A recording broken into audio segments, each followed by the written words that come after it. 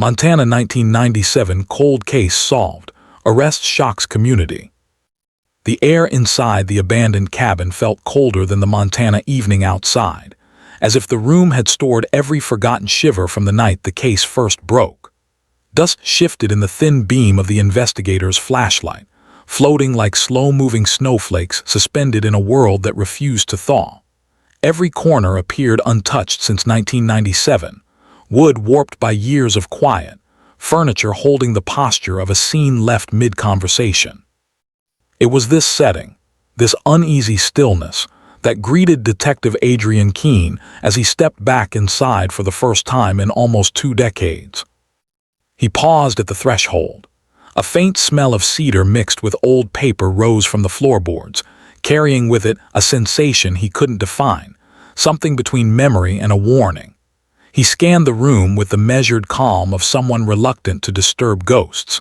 His boots pressed into the thin crust of dust coating the floor, each step erasing footprints he had made as a rookie officer during the original investigation. He remembered the humidity of late summer, remembered the silent stretch of pine trees surrounding the cabin, but most of all, he remembered the body. Elena Brant, 24, Montana native, graduate student in wildlife ecology. Her life had been simple and unassuming, filled with research journals, quiet friendships, and the quiet devotion she had shown her aging father. She was found lying near the old wood stove, as if she had simply sat down to rest and never got up. No signs of struggle, no clear weapon, no coherent motive. The medical report had spoken in guarded terms, abnormal trauma inconsistent with typical patterns. The phrasing had been careful, clinical, and empty of meaning, echoing the silence that surrounded every other part of the case. Keene stepped toward the marked corner where her body had once lain. He crouched slowly, touching a gloved hand to the warped floor. The wood was cool, almost cold enough to sting. He remembered standing in this same spot years ago, watching floodlights shatter the darkness outside while investigators moved with the uncertain choreography of professionals who knew, even then, that the case was already slipping from their grasp. "Still the same," he murmured, barely audible. The silence answered. He had seen unsolved cases before, too many to name, but Elena had pressed against him in ways he never admitted, not because the case was unusual, though it was, but because of the oversight he suspected they had made. Something small, something quiet, something that had waited for them to find it but had been drowned in the noise of protocol and exhaustion. He rose again, scanning the ceiling, the half-finished shelves, the thin curtain fluttering from a cracked window. It was easy to imagine Elena kneeling here, reaching to stack research notes or wipe dust from the sill. She had kept a journal, they'd learned later, meticulous and structured, filled with observations about mountain terrain and migratory patterns. But nothing in her notebooks hinted at danger. Nothing pointed to the night she wouldn't return home. Keene traced his gaze across the table where files had once been spread out in chaotic urgency. He recalled the chief telling him, "Some cases don't want to be solved," a phrase meant to soften disappointment. Yet the phrase had stayed with him, turning into something else over the years, a quiet accusation, maybe, or an invitation to keep digging when no one else would. Tonight, standing in the dim light with moths tapping against the window, that tension returned. This was where everything began, and where everything had gone wrong. He took one more step toward the far corner where a cracked picture frame still leaned against the wall. The photograph inside had long faded, features dissolving into a pale wash of color, but the outline of Elena's smile remained. Not bright, gentle, reserved, a softness framed by sunlit hair. Looking at it now, the investigator felt the room folding inward, as though the past were ready to speak again. The unsolved case had been left in a drawer for years. But tonight the drawer had opened, and the silence was finally shifting. 2. Case reopens due to discovery of new crucial evidence. Keene stood in the cabin long enough for night to deepen, shadows stretching across the floor like ink spreading through water. His phone vibrated in his pocket, a subdued buzz, hesitant, as if it understood the weight of this place. He stepped outside to answer, leaving the stale cold behind for the brisk mountain air. "This is Keen." A pause followed, the kind shaped not by uncertainty, but by the knowledge that delivering news can change the trajectory of a life. "Adrian, you'll want to sit for this," said Sheriff Lyle Horton, voice low and taut. "We've got new evidence." Keen didn't sit. Instead, he stared at the pine trees clustered around the property, their branches moving in the faint breeze like slow gestures of warning. "What kind?" he asked. "A sample processed this morning. The lab cross-checked it with the new statewide database. Adrian, it hit on a match."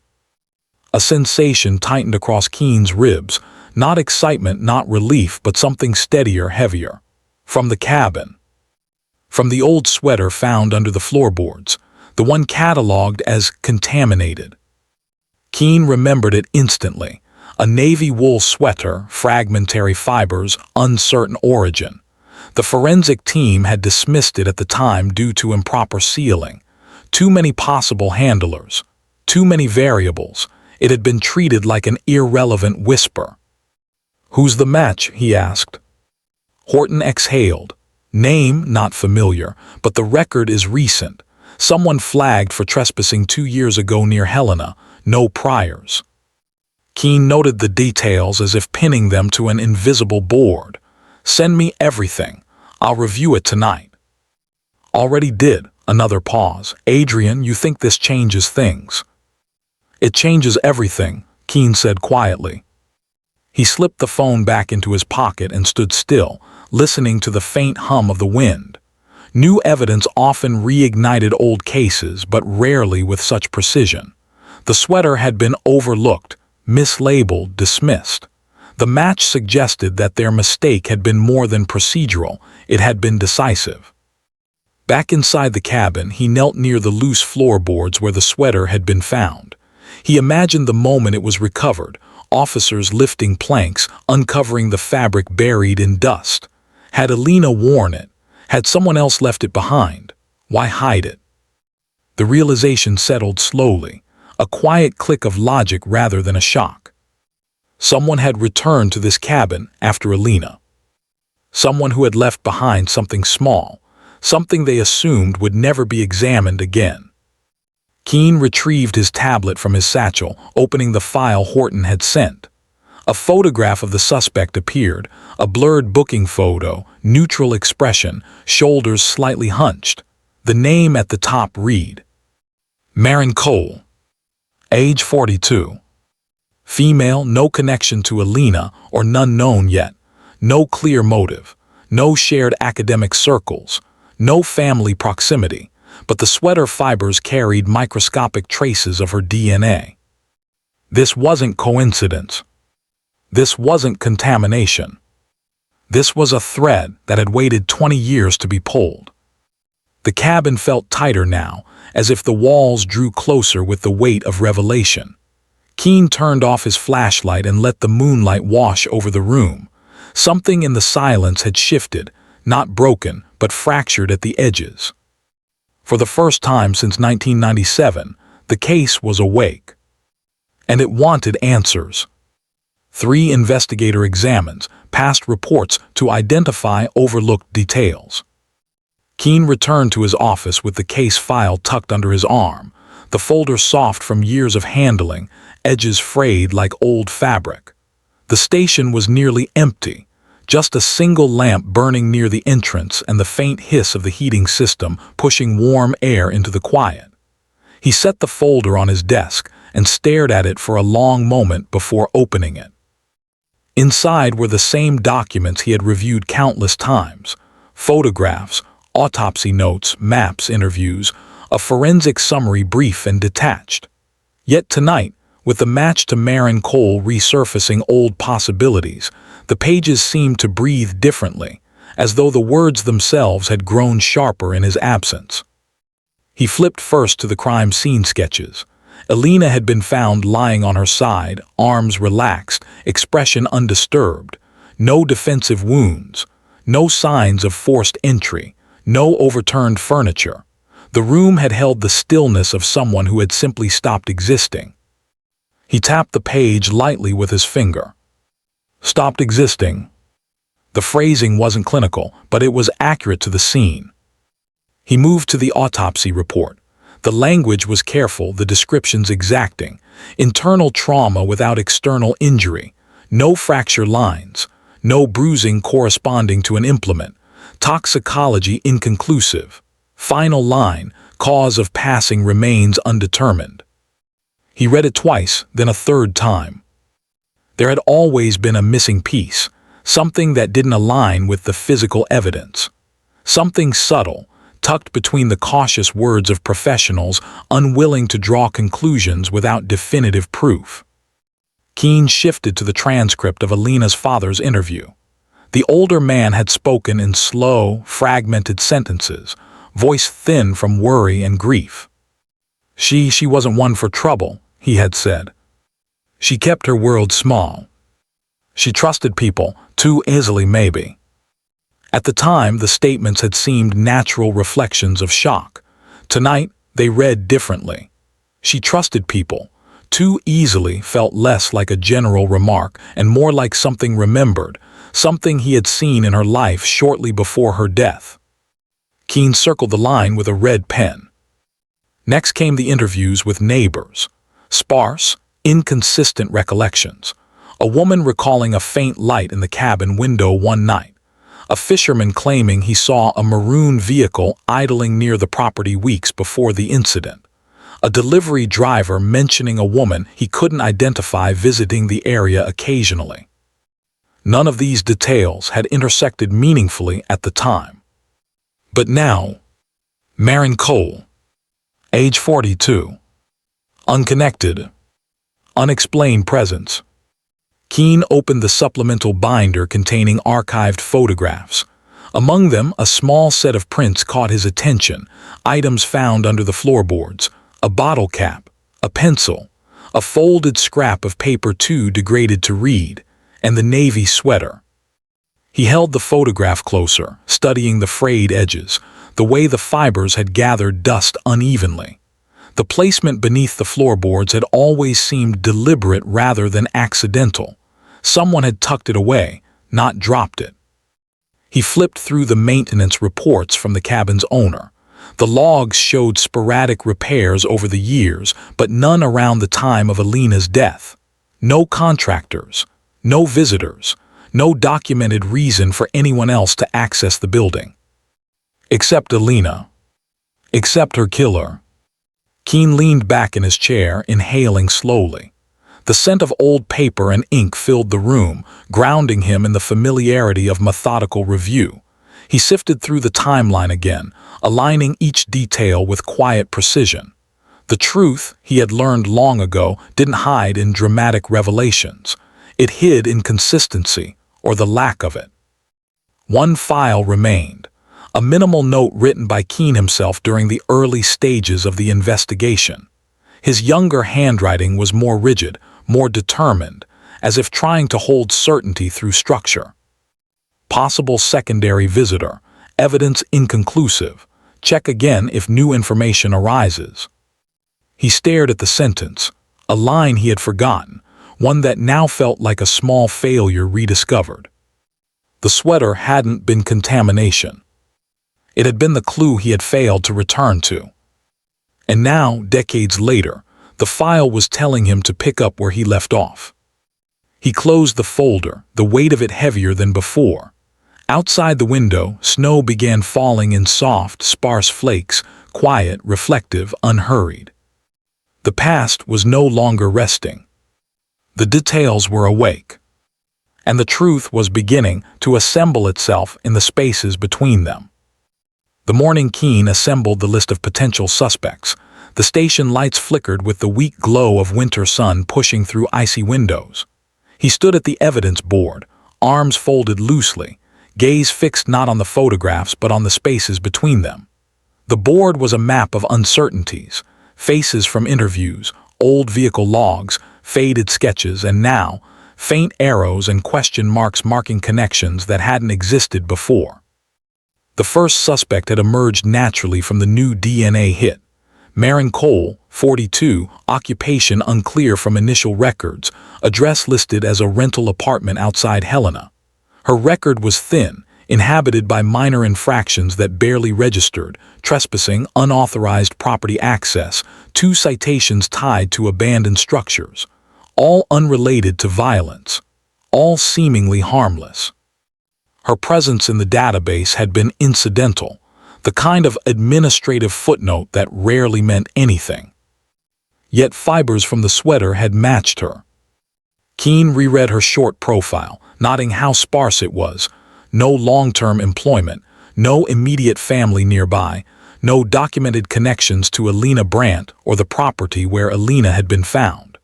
The absence of indication often meant one of two things: either the person had lived a quiet life or had lived in the margins of record-keeping.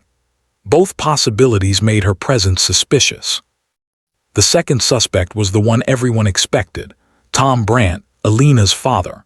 Not because he had ever acted oddly, but because law enforced its own brand of neutrality.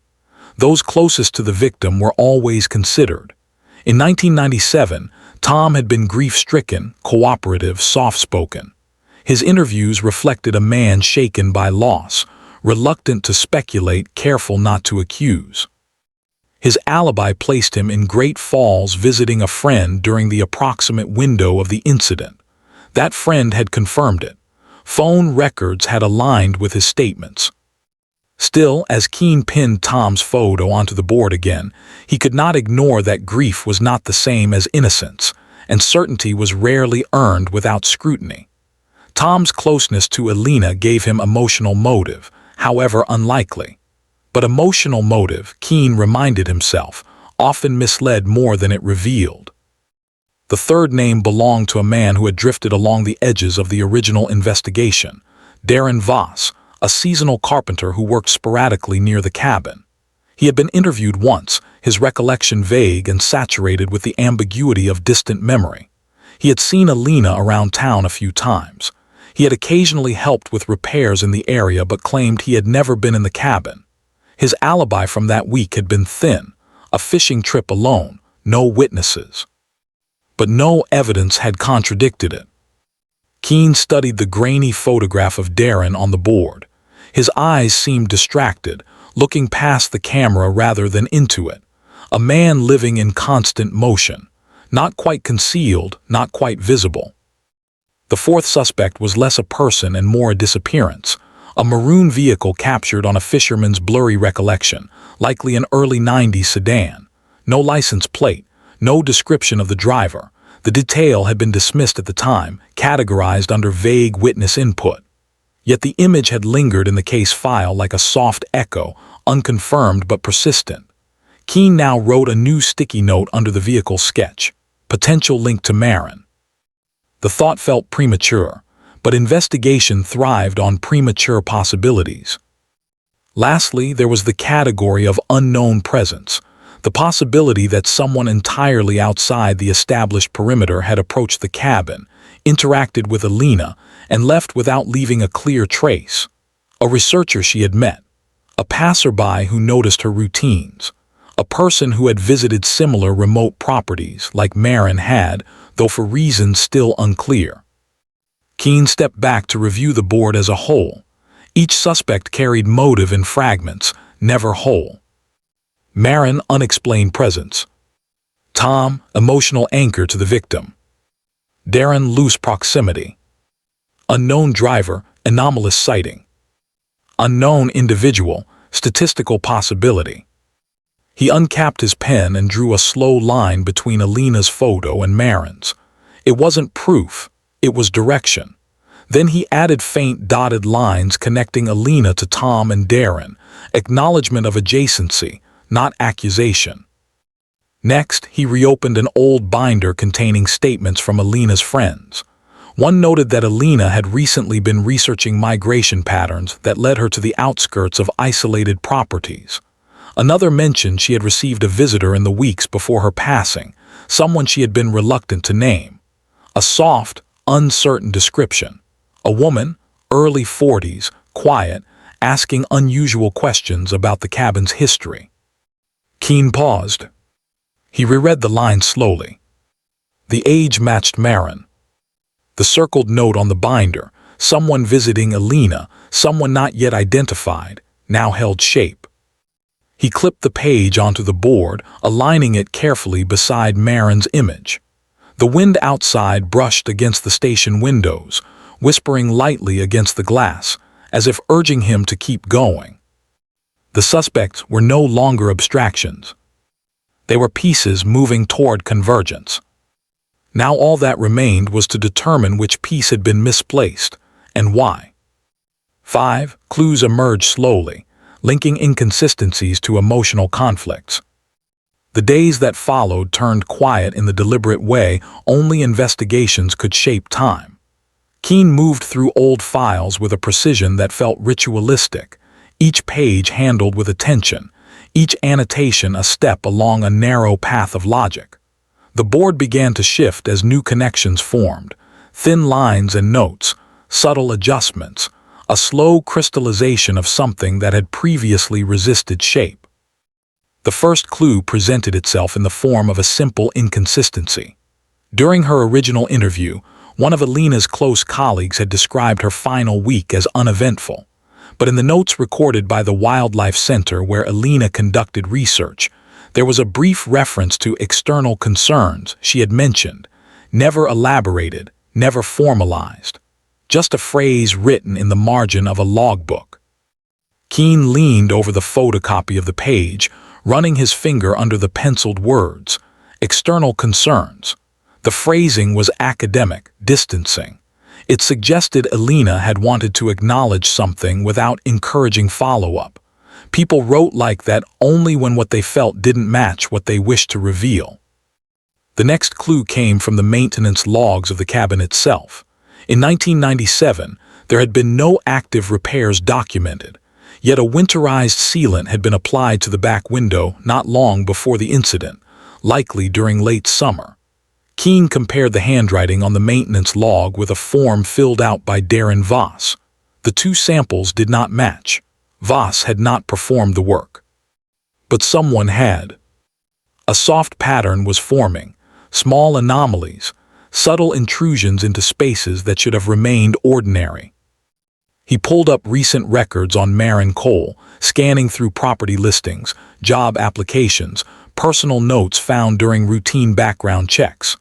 A particular entry caught his attention, a document referencing a period of her life spent near the Montana trail systems during the late 90s, the same region Elena had been studying. Not proof, but proximity. A partial overlap of geography and time. Even more telling was a form Maren had submitted during a trespass case 2 years ago. When asked her reason for entering an abandoned building, she had written, "I needed to see if something was still there." Keene stared at the phrase for several seconds. It echoed the cabin. It echoed the sweater. It echoed the way the truth itself lingered, half hidden, half reaching. The emotional conflict behind these details remained muted yet palpable. There was a reason Elena had trusted someone she shouldn't have. There was a reason someone had revisited the cabin after her passing. There was a reason the sweater had been concealed rather than removed. He turned to Tom Brant's folder next. A quiet man, steady, reserved, with a relationship to his daughter described as gentle but distant. Yet one interview note stood out. Elena had confided in her father about a woman who had approached her about the cabin, a comment he remembered only vaguely due to the timing and stress surrounding her work. Another overlap. Another quiet thread linking back to Maren. But it wasn't enough, not yet. Then came the breakthrough, a small detail missed in the original report regarding the photo found under the dresser during the early sweep. The photo was grainy, overexposed by sunlight, but showed Elena standing near the trailhead with a woman whose face had never been fully visible due to shadow. The photo had been dismissed as irrelevant, a casual snapshot with a hiking partner. Keen enhanced the digital scan with updated software. The silhouette of the woman became a little clearer, similar hairline to Maren, similar posture. Not a match, but a suggestion. He printed the enhanced image and pinned it beside the sweater photo. A line formed naturally between them, not drawn yet, but present in intention. As he studied the board, Keen felt the investigation tightening. The clues did not shout, they murmured. They collected in small corners of testimony, in brief written notes, in quiet emotional echoes left behind by people who had never intended to leave traces. The emotional conflict that grew more apparent with each clue wasn't between assailant and victim. It was within the framework of trust, misunderstanding, and hidden intentions. Something had happened between Elena and the unknown woman, very likely Maren. Something subtle. Something that had unfolded not in violence but in misjudged closeness, in mistaken purpose, in a connection that had turned unexpectedly heavy. The investigation was moving in one direction now. But the truth, Keen knew, could still turn quietly. 6. Unexpected twist reveals the least suspected person as killer. The moment the truth surfaced, it did so not with shock but with quiet, undeniable logic, an alignment of details so subtle it almost went unnoticed until it stood fully formed. It began with a handwritten note discovered in a secondary binder from the original 1997 files, one that had been misfiled under maintenance documents rather than witness interviews. Keen found it while re-examining the paper trail for any overlooked fragment. The note was a partial transcript of a conversation between Elena and her father, recorded informally by Tom as a personal reminder.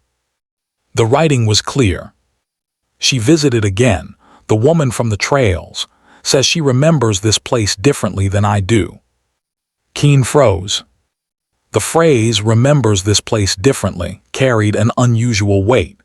It suggested history, memory shared, or contested between Elena and the visitor, something deeper than chance encounters. He cross-referenced this note with the enhanced cabin photograph and Maren's background. Something new emerged.